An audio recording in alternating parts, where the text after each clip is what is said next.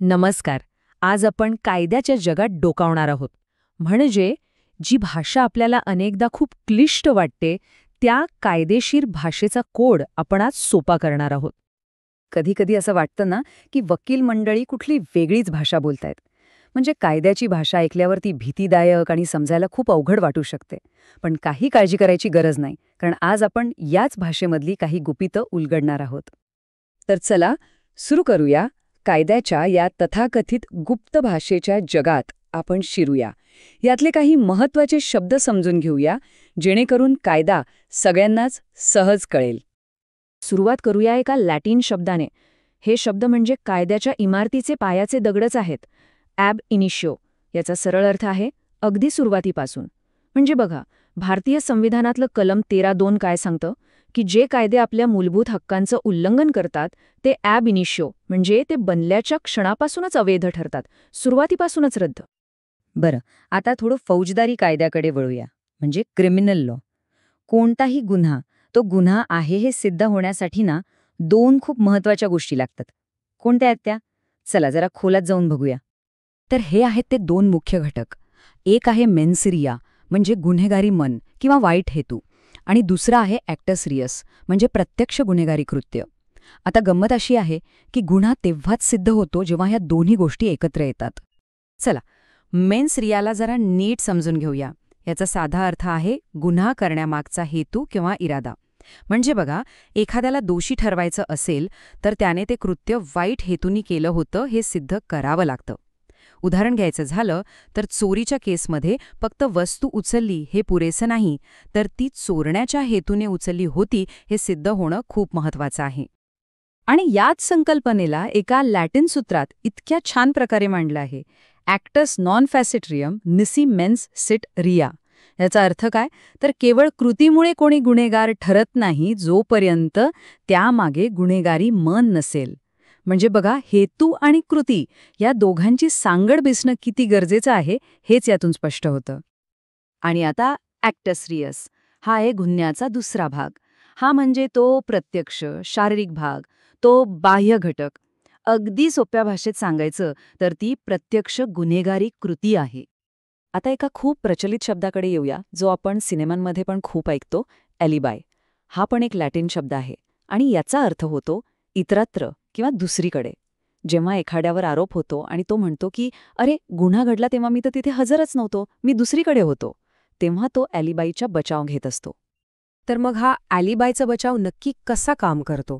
बघा, भारतीय पुरावा कायदा 1872चं कलम 11 याला एक महत्त्वाचा पुरावा मानते. पण यात एक महत्त्वाची गोष्ट आहे. जो कोणी ॲलिबायचा दावा करतो ना, म्हणजे जो म्हणतो की मी दुसरीकडे होतो, तर ते सिद्ध करण्याची जबाबदारी पूर्णपणे त्याच्यावरच असते.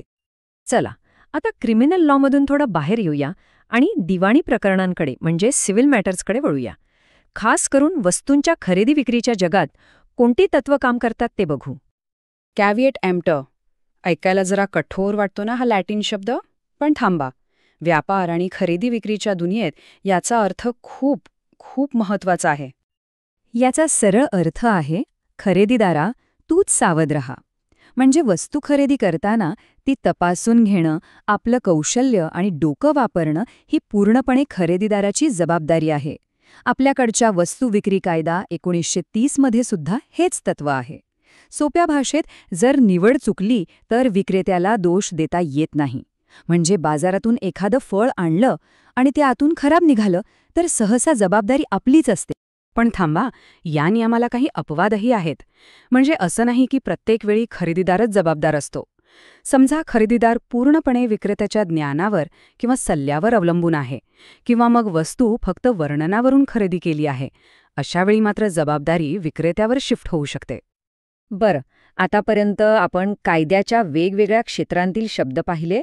चला, आता थेट कोर्टरूममध्ये जाऊया आणि तिथे वापरले जाणारे काही महत्त्वाचे शब्द समजून घेऊया. हा शब्द ऐकलाय का कधी? ॲमिकस क्युरी. याचा अर्थ आहे न्यायालयाचा मित्र. ही अशी व्यक्ती असते जी त्या खटल्याचा भाग नसते, म्हणजे वादी किंवा प्रतिवादी नसते. पण कायद्याचं सखोल ज्ञान असल्यामुळे ती व्यक्ती न्यायालयाला योग्य निर्णय घेण्यासाठी निष्पक्षपातीपणे मदत करते, जेणेकरून खरा न्याय होऊ शकेल. याचे एक उत्तम उदाहरण म्हणजे राजपाल वर्मा विरुद्ध मेरठ विद्यापीठाचे कुलपती हे प्रकरण. यामध्ये अपीलकर्ता स्वतःच युक्तिवाद करत होता. तेव्हा सर्वोच्च न्यायालयाने एका ज्येष्ठ वकिलाला ॲमिकस क्युरी म्हणून मदत करण्यासाठी बोलावलं.